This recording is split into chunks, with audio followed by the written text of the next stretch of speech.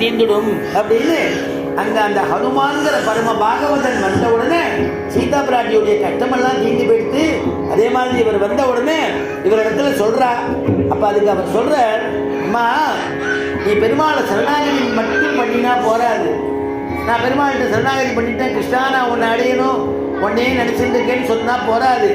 அதுக்கு நீ என்ன பண்ணணும், ஒரு உபாயம் பண்ணணும். அவனை அடையறதுக்கு நீ முயற்சி எடுக்கணும். அவன் காப்பாற்றுவான், அவன் தானே நம்மளை பிறக்க வச்சான், அவன் தானே நம்மளை பிறப்பிச்சான் அப்படின்னு பேசாம இருக்கக்கூடாது. அவனுக்கு அது உபாயம் பண்ணணும், அவன் அடையறதுக்கு முயற்சி பண்ணணும்னாரா அவன். ஆண்டாள் சொல்றா, வையத்து வாழ்வீர்கள் நாம் உன்னம் பாவைக்கு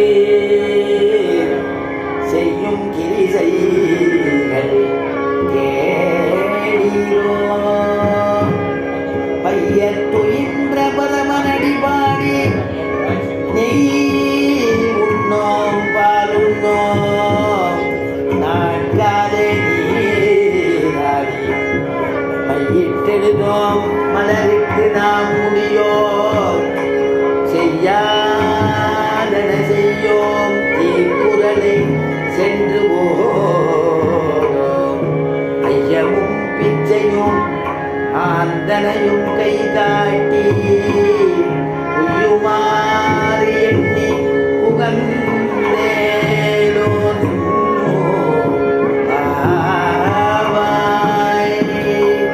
எல்லாம் கோயிலையும் சுப்பிரபாதம் திருப்பாவதானே, திருப்பள்ளி சேவிச்ச உடனே திருப்பாவதானே.